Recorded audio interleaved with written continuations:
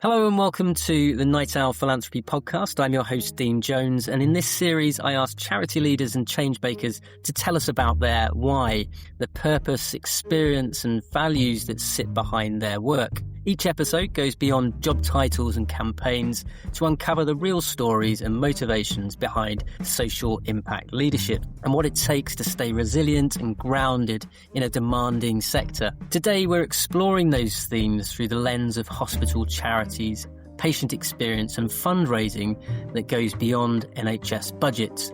And I'm really pleased to be joined by Vanessa Holmes, Associate Director at Milton Keynes Hospital Charity, where she leads work that helps transform hospital environments, fund specialist equipment and support the well-being of patients, families and staff across the hospital trust. So Vanessa, thank you so much for joining me.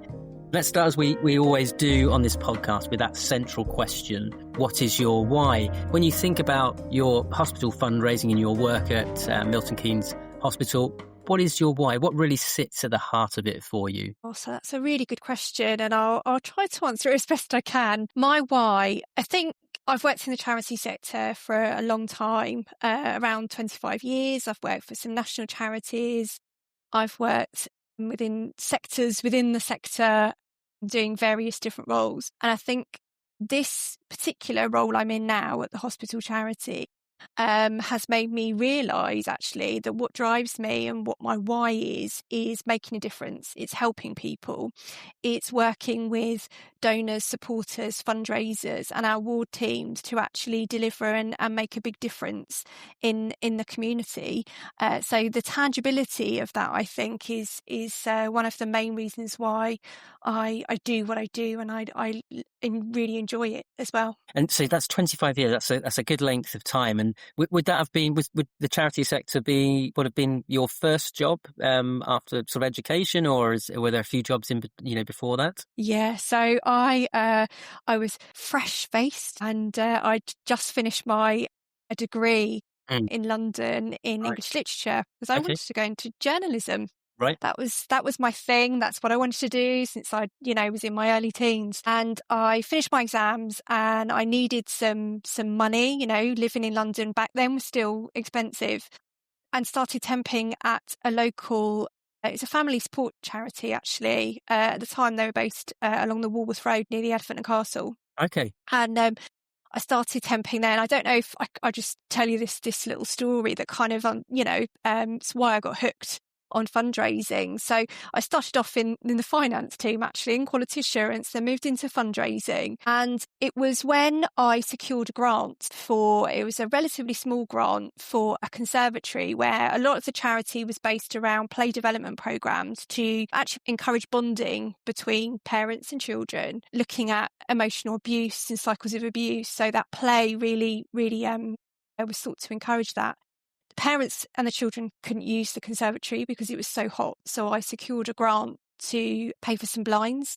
It was a relatively small grant, but the difference it made, the buzz that I got from raising that money, but then the even bigger enjoyment that I got from seeing those families then able to use that big space, it just got me hooked really on the charity sector generally and fundraising and making a difference in that way. Yeah, it's quite an empowering feeling, isn't it, when you do something like that and you realise you can actually make change. I think, when we're very young, we're told, yeah, you can do anything, but obviously sometimes the reality dawns that actually you can't do everything or anything. But sometimes in certain jobs, like the one you've just described, you realise you can actually do something, and I think that's quite empowering. So thank you for sharing that story, and perhaps that is as much as when we talked about your why, at the heart of your why as anything else, that kind of trigger, that impulse to want to make a change. So thank you for sharing that.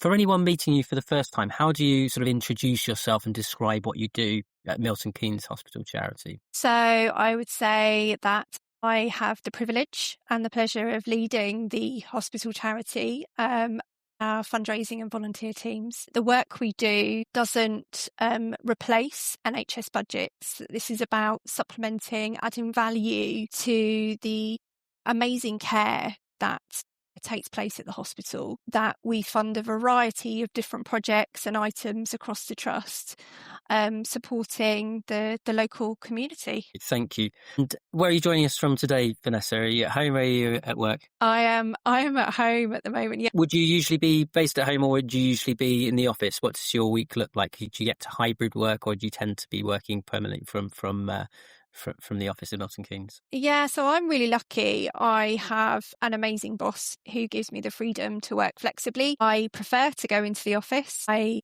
do school drop off in the morning, head into onto the hospital site, and I love seeing people, talking to people. The office door is always open, so people will come in and chat to us. Patients potentially will walk past and have a conversation. And yeah, I love being in there. I love the buzz and seeing people. And what's your day looked like so far, aside from obviously us talking now? Yeah, well, there is never a dull day.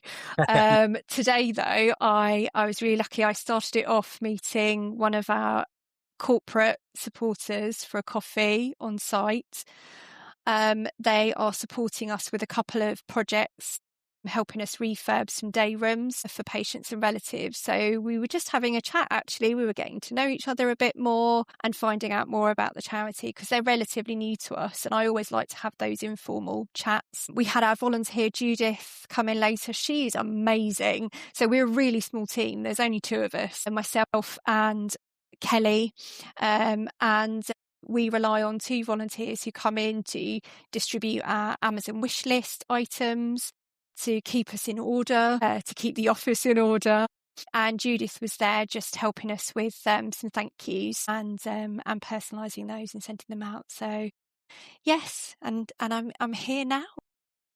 So you have to do a lot on relatively little. You've got a relatively small team, but then you're also reliant on volunteers, which isn't dissimilar from so many other sort of charitable organisations. But in your case, the work you're doing is really important, and the area of support you're providing is actually huge. Milton Keynes Hospital and what it does and at the scale it does is significant, isn't it? No, very much so. And I think sometimes it's interesting because we are the hospital charity and we're part of the hospital. People assume we're this huge beast of a charity that has, a big team and lots of resource. Actually, as I said, there's 2 of us. We have 2 volunteers who support us. So it's quite flattering in a way that people think we're a lot bigger than we are. But we are always trying to make best use of, the budgets that we have and make those go as far as possible. And in terms of line management and structure, does the buck stop with you in terms of the charity? Yes, yeah, and I do hold myself accountable for that as well. It's very important to me. But we have a support structure within the hospital as well. Yes, Kelly and I support each other, but as I said, I report into one of our directors in the hospital she gets it. And I think that means that's a big thing because we're working in a public sector, a big public sector organisation.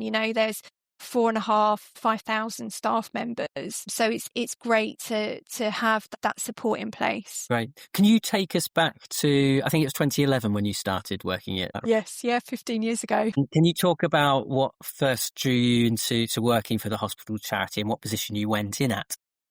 Yes, yeah, of course. So yes, I started January 2011. I just met the person who then became my boss at a networking event. She said, I don't suppose you're interested in working at the hospital. I didn't have a clue what I was letting myself in for. But I was the hospital's first fundraiser. So when I started there was no fundraising taking place.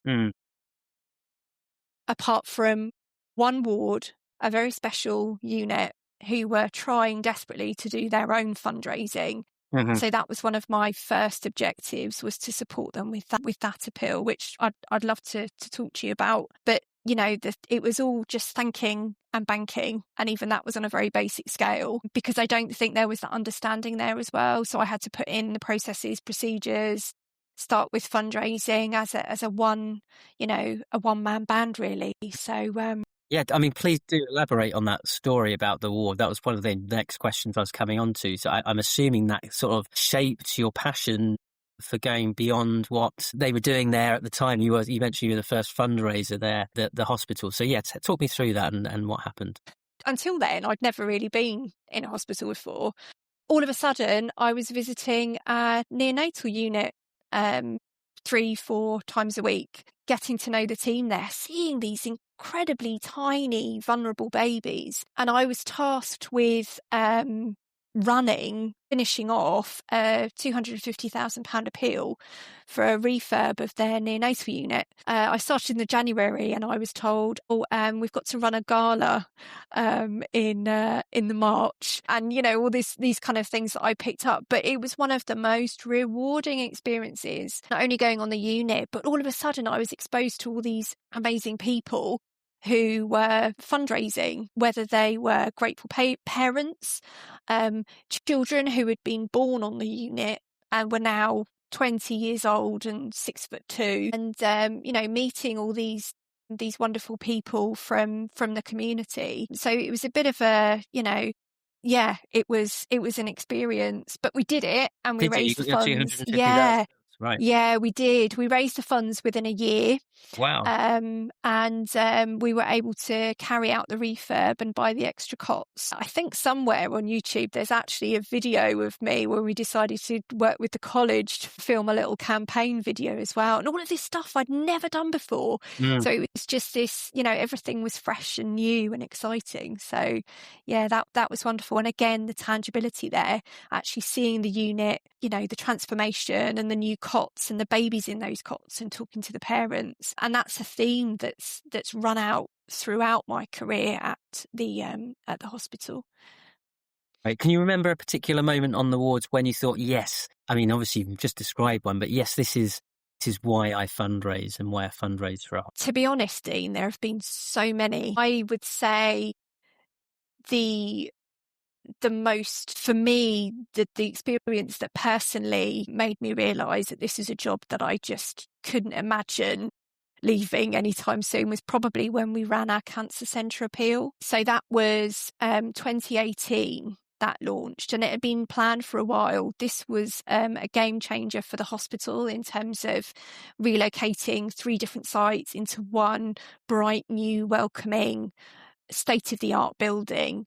It would make a huge difference to patients, their families and staff. And we, as a team, had to completely change our way of working. We had to think a lot bigger, and we tripled our income in 1 year. We just decided, right, we're gonna go for this, all guns blazing. And it was those moments when I'd see the charity brand all over our car park, in a massive sign, and have a public opening, and then afterwards, because the centre opened 2 weeks before the first lockdown for COVID, and the teams had been working overnight to get everything into the centre and get it up and running. Right.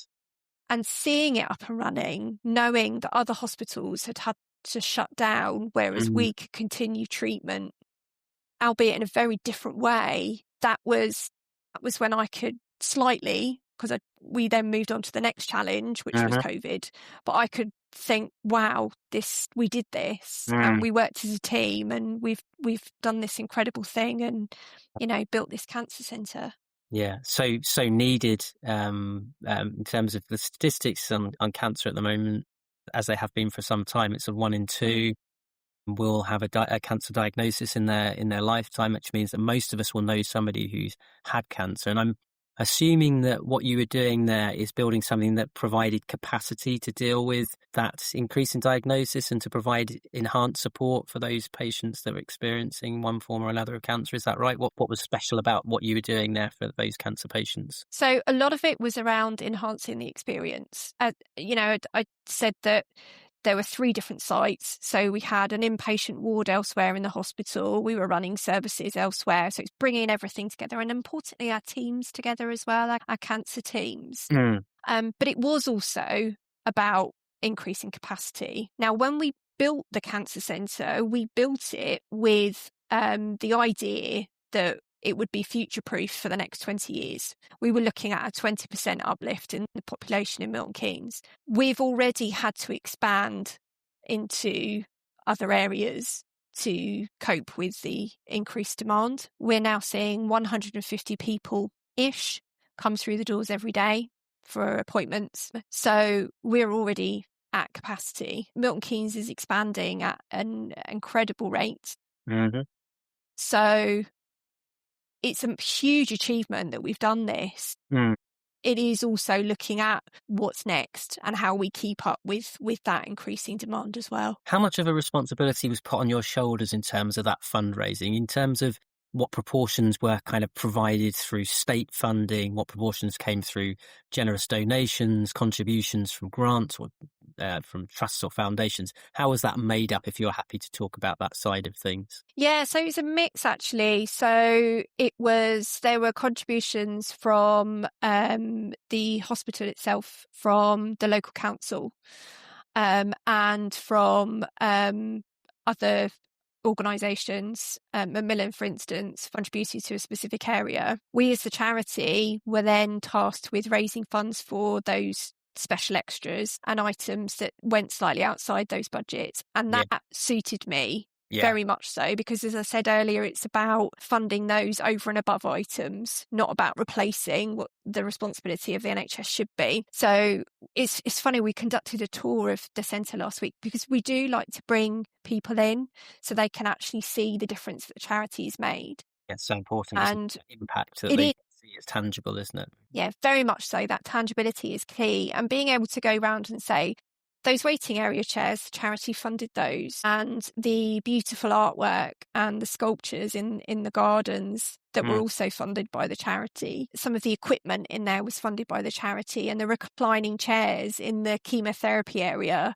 So it's seeing people using those items as well. It's really... And it's about providing a quality of experience, isn't it, for patients that goes beyond just what is necessary. It's what will make their experience as comfortable as it possibly can be whilst they're there at a time of sort of great need and great personal challenge, obviously. No, that's it, exactly. And one of the things that I do in my role is work very closely with ward teams, clinical teams. I can't always be on the wards talking to patients and families, but they are. So we have conversations about, right, what are people saying? What is it they need? What do you need to enable you to do your job, to enhance the role that you're doing? And that's how the need, it arrives, really. It arrives to us as the charity, is through that patient, family and staff feedback. So that was a challenge. That's a big challenge that you addressed and succeeded in, I'd say, by the sounds of it.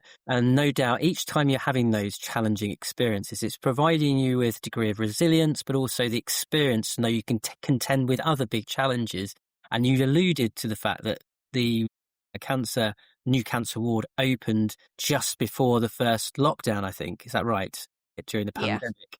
And then you had the pandemic. So the pandemic itself, I imagine, presented a huge challenge to you as a hospital charity, or was it an opportunity without wanting to kind of undermine the severity of what was going on? What happened during the pandemic, and what was that experience like for you as a hospital charity fundraiser and leader? Yeah. I mean, in a nutshell, everything we were doing, it changed.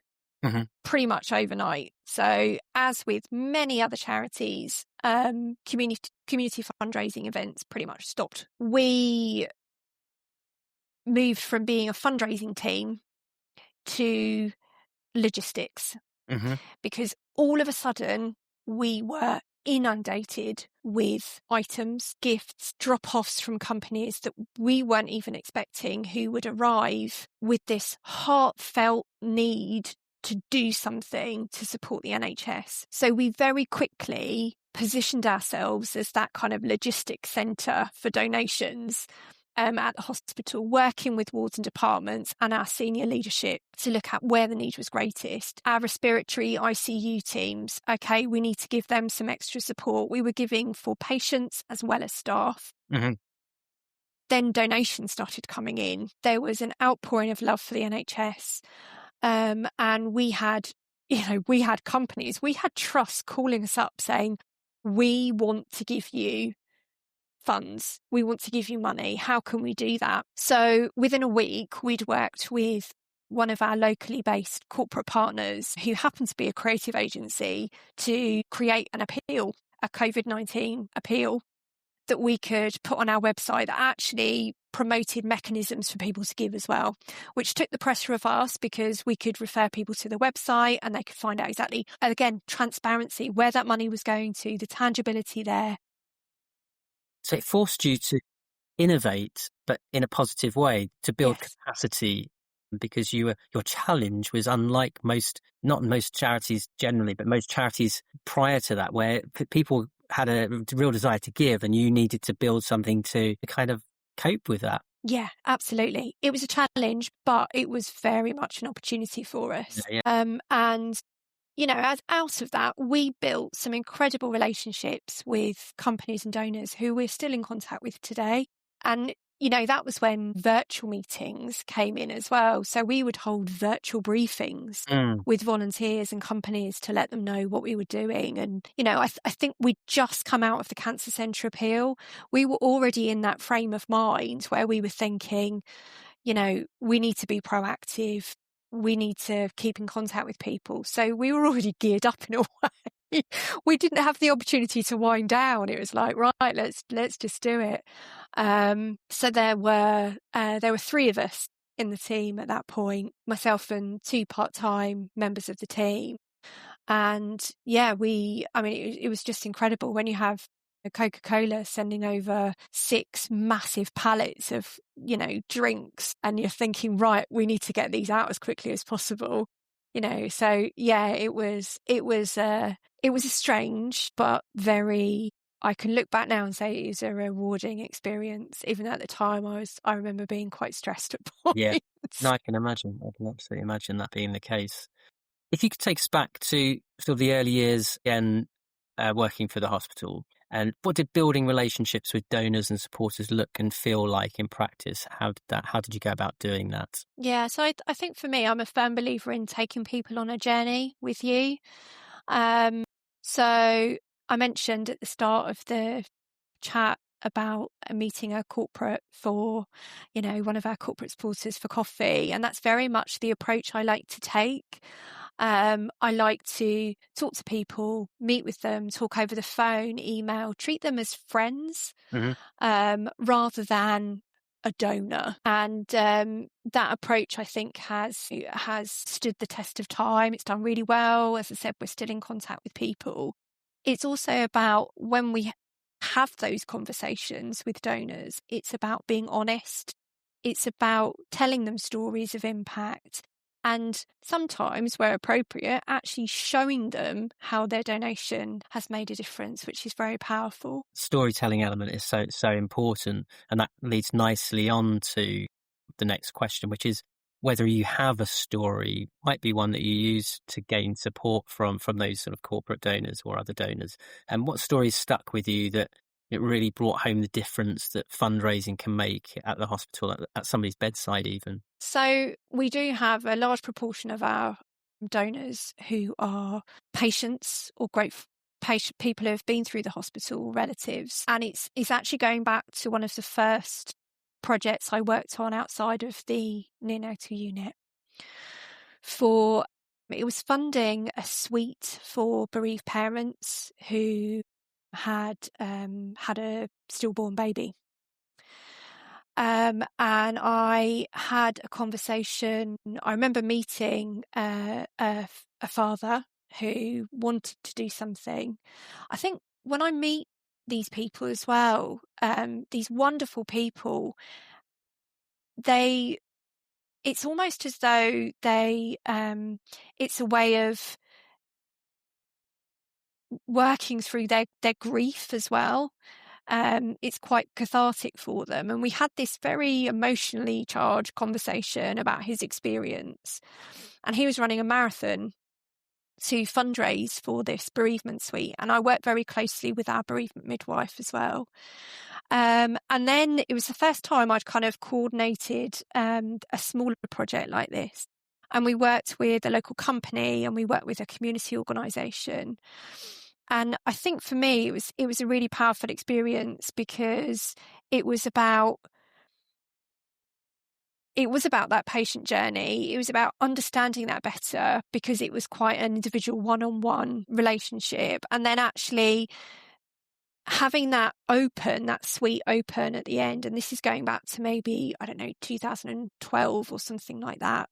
Having that open, inviting them to the opening, and just talking to them about, what would happen next and the stock of tea and coffee that we'd have and all these little things. It's about taking those people on that journey. And I think that was a really lovely example for me. It's a really good, touching example about something, I guess quite, obviously emotional and negative, and turning it into something very tangible and positive, I think.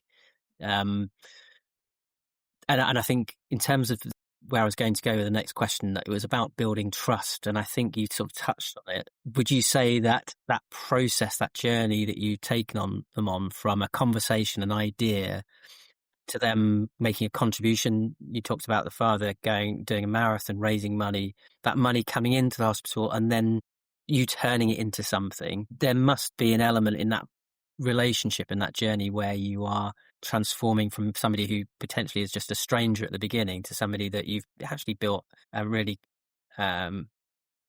important relationship with. So there is trust there. Is that right? It's a non-negotiable. Yeah. There has to be trust there.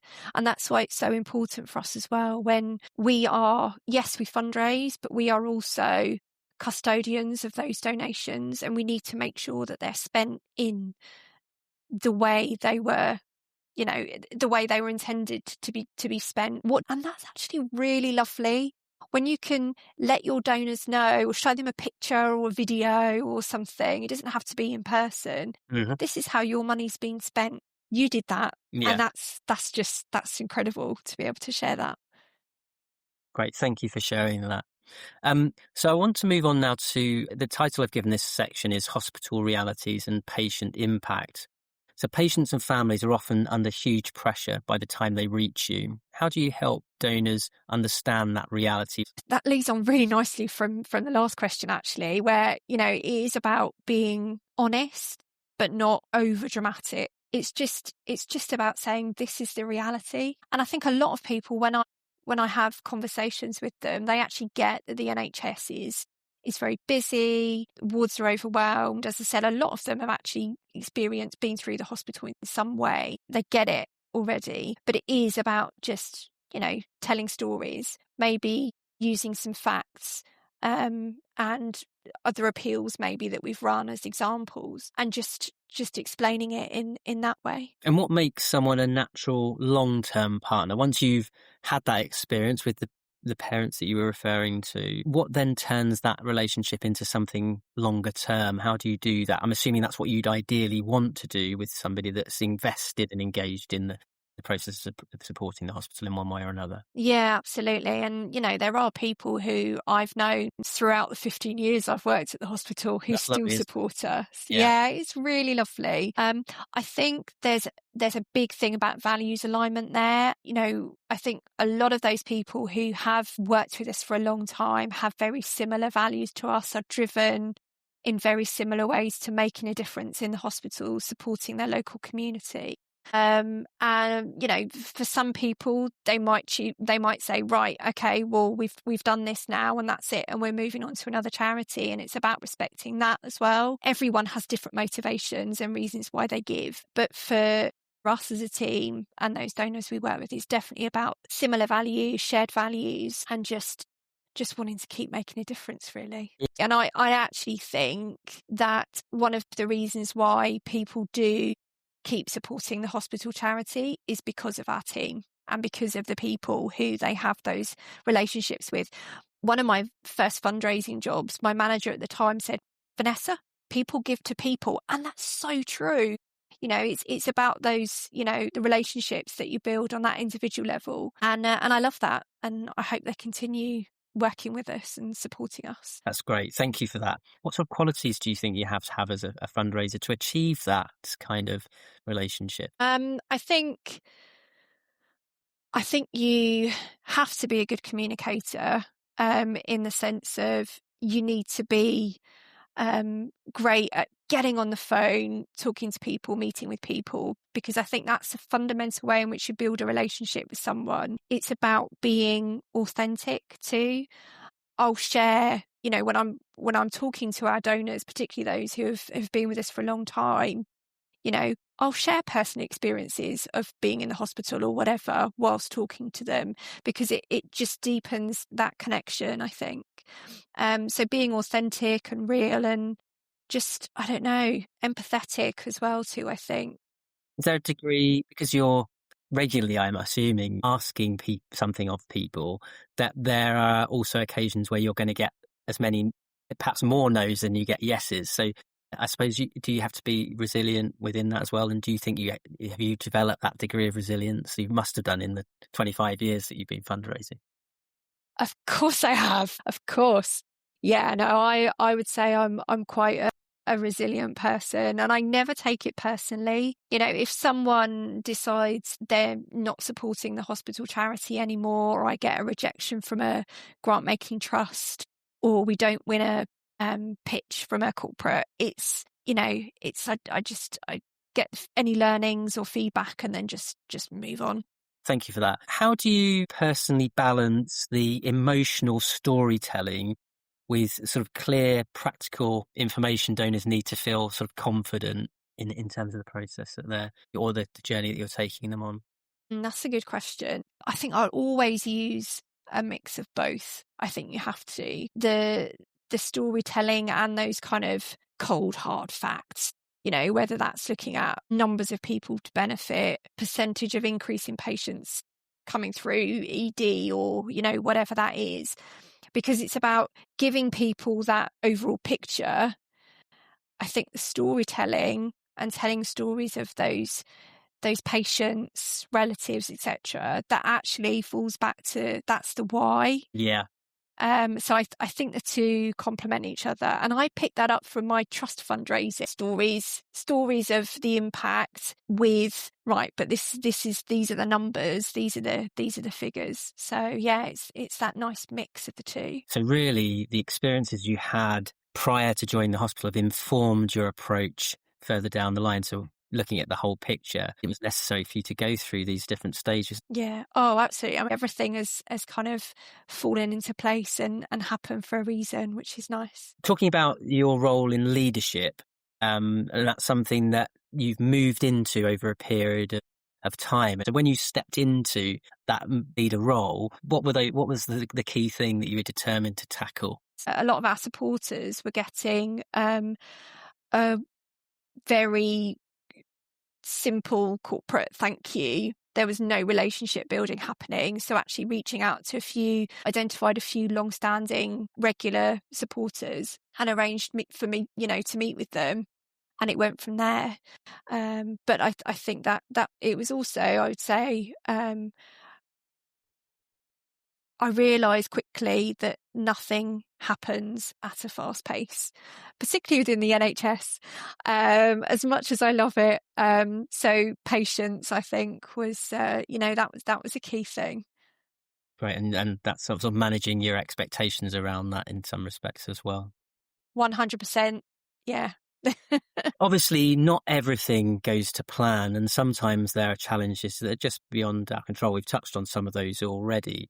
Are you able to, without sort of mentioning any names or giving any specific detail around the individuals concerned, but about a sort of difficult conversation with a donor and what you took from that experience? Because occasionally there'll be moments when you're working in the charity sector, where you have to say no, or you say you can't deliver the sorts of things that somebody wants you to deliver. One of the first things I did when starting the hospital was put an ethical fundraising policy in place to protect us from any kind of future circumstances. And I have had to have conversations with organisations in the past, just a couple, mind, over the 15 years, where it just hasn't aligned with what we do. I wouldn't say those were difficult, because it was backed up by policy and thought and everything. We have a high proportion of donations that come in that are restricted or designated, that are given for particular reasons. And as I said, we honour that. And we have to honour that. So what we find is that we have very few donations coming in that are unrestricted. And we reached a point where our unrestricted funds were running incredibly low, to the point where I was becoming quite concerned. So I had a regular meeting with one of our major donors. The charity was finding it particularly challenging financially, and I was at the point where I was thinking about, ways in which we might be able to overcome. For us, it was a lack of unrestricted funds, which I know is something that affects a lot of charities across the country. And I was meeting with a donor, and I had not necessarily a challenging, but quite an honest and difficult conversation with them about what was happening with the charity. There was someone who supported us for a long time and explained the situation, talked about the challenges, and he said, "Vanessa, don't worry. We're going to gift you £20,000 of unrestricted funding that you can use just to keep going." He said, no restriction on it whatsoever.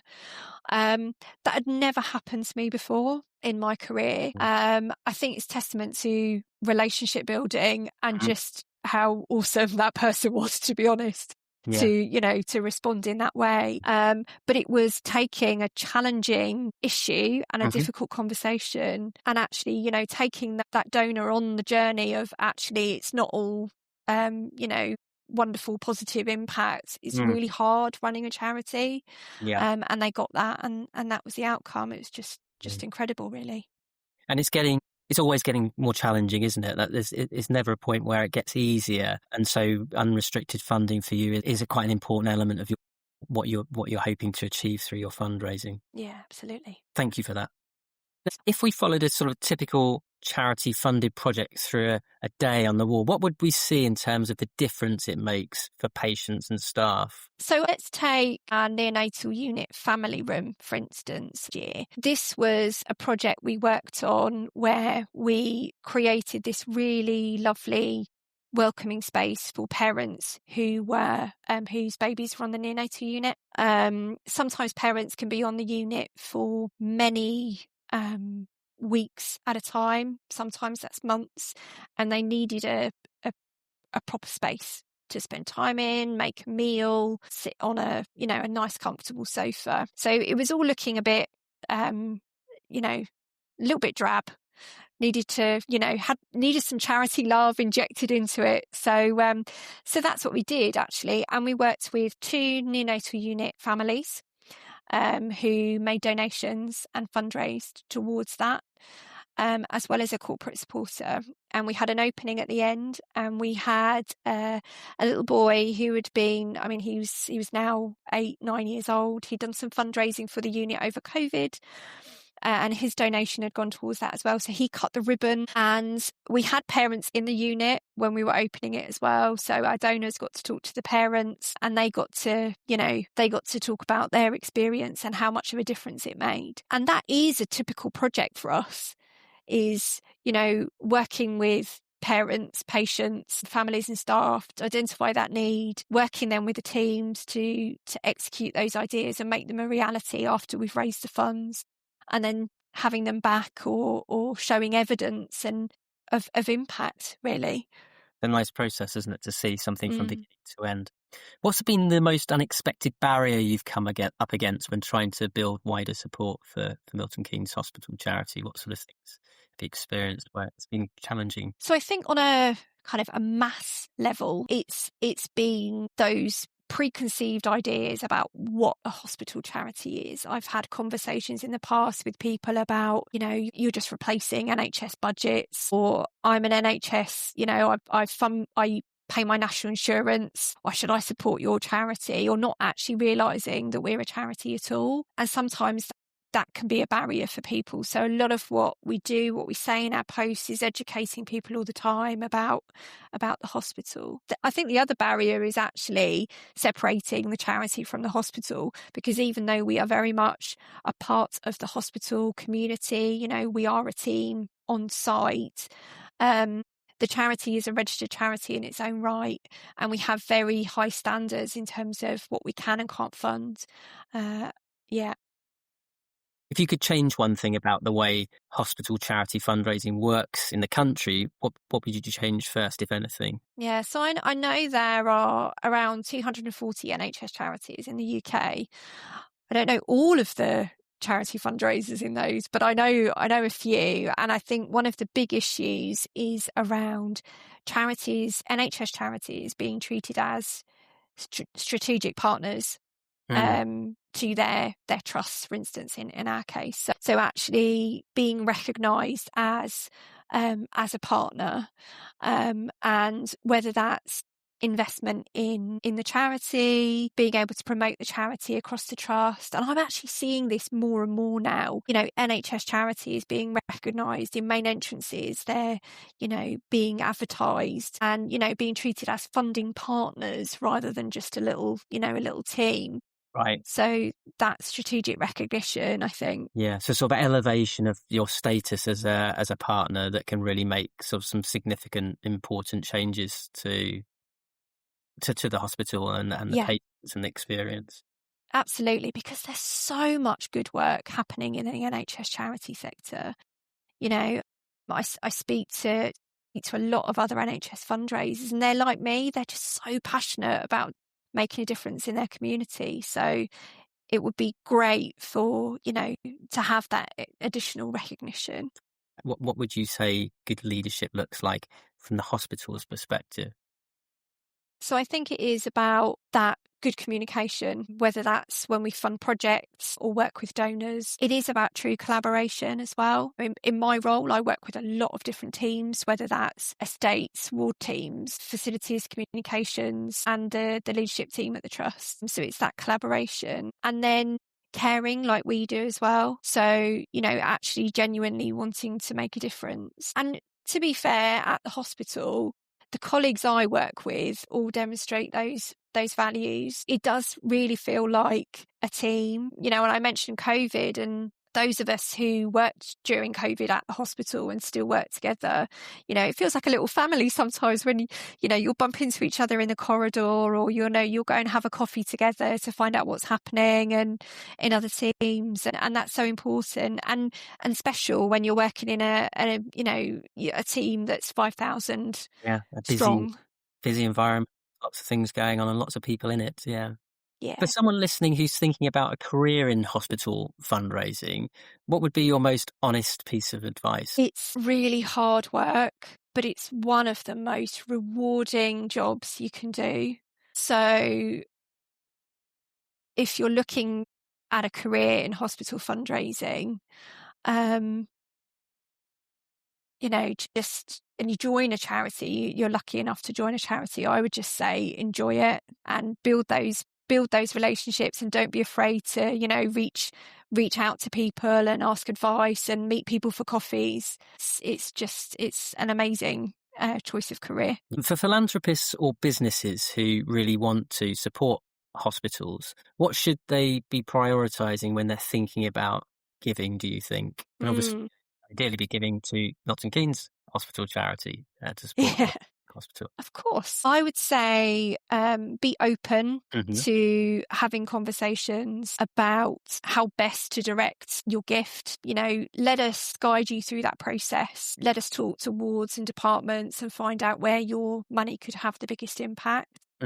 Don't be afraid to make an unrestricted donation. We will use it very well, and we will let you know how we have used that funding, because what that does is it opens us up to funding ad hoc requests that come through, which is it's fantastic. But ultimately, get in touch, because it's a great thing to do, supporting your local hospital charity. Get in touch and have that conversation. Exactly. I'm assuming there's an element where you might at points need volunteers, but in terms of the funding side of things and the donation and support side of things, where is that support best? Where would you want to put that support at the moment? What sort of projects are you working on where that support's going to make the biggest difference? So some of our priorities for this year include, and I've said we work across the board. at the hospital, so different wards and departments. We're really looking at dementia care, so we're seeing an increase in the number of people coming through to the hospital who have dementia, and we're working with our lead dementia nurse and have identified some particular items that we think would be really good to calm this particular group of patients who can come in feeling very confused, and that can lead to aggression as well. So you want to kind of create that sense of calm through reminiscence and things they can fiddle with, or that kind of thing. So it doesn't have to be big things, it can be small things. We're also looking at funding a room for our children's ward that's sensory based, so for children who have sensory needs or need to stay calm. And then we can continue to support our cancer centre as well, so we're looking at additional reclining chairs. There's a huge range of items, and that's why I love to have donors, potential donors, people who want to give, come in and have that conversation. And I'll always ask them, are there any areas that you're particularly interested in supporting? Okay, yeah. Yeah, and then we go from there. So it's a real kind of balance, between being donor-led and being led by their motivations, but actually saying, well, these are our priorities here, so let's see where we go. So you've given 3 nice examples there. One that serves younger people and their sensory needs, and then one for potentially an older demographic. And then obviously the work that you've already started around the sort of cancer ward and continuing that good work, supporting cancer patients. That's great. There's 3 nice areas that, for those who are listening, they've got a sense about where their support might be best placed. Thank you.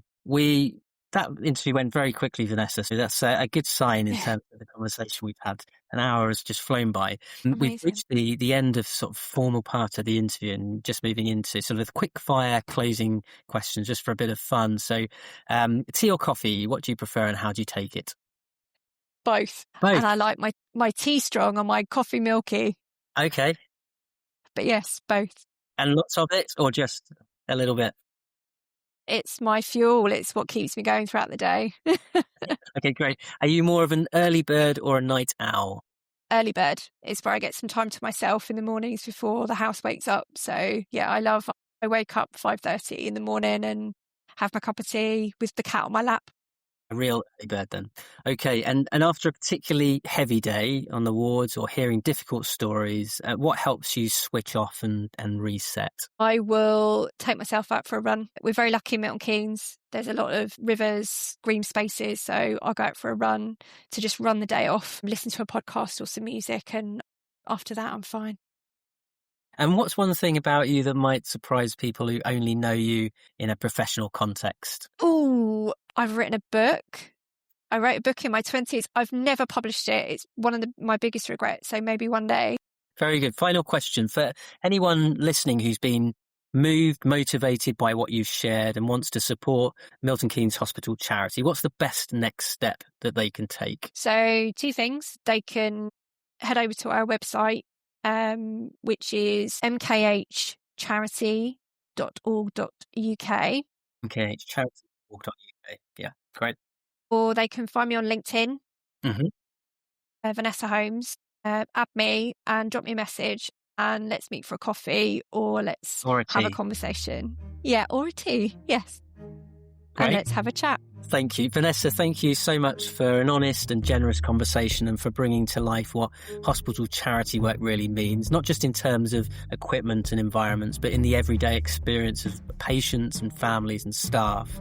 So you've given a clear sense of how the right projects funded at the right time can change the feel of a ward and the memories people carry away from some of the most difficult moments in their life. And you've also been very open about the realities of leading hospital fundraising through economic uncertainty and a global pandemic, and about what it takes to keep your why front and centre when the pressures are high and the needs just keep growing. So to everyone listening, I hope this episode has prompted you to look again at your local hospital, at the spaces, the equipment and the small human touches that don't just happen by accident, and to consider how you might support the charity teams working behind the scenes to make all of that possible. If you found this conversation useful or moving, please like, follow and subscribe. The Night Owl Philanthropy podcast on your usual platforms and share the episode with someone who cares about healthcare, fundraising or community impact. Thank you so much, Vanessa. You are very welcome. Thanks so much, Dean. In our next episode, I'll be speaking with Jordan Letts. He's CEO of the Saints Foundation, the charity arm of Northampton Saints Rugby Club, about sport, community and place-based philanthropy. So do stay tuned for that one, and thank you all for listening.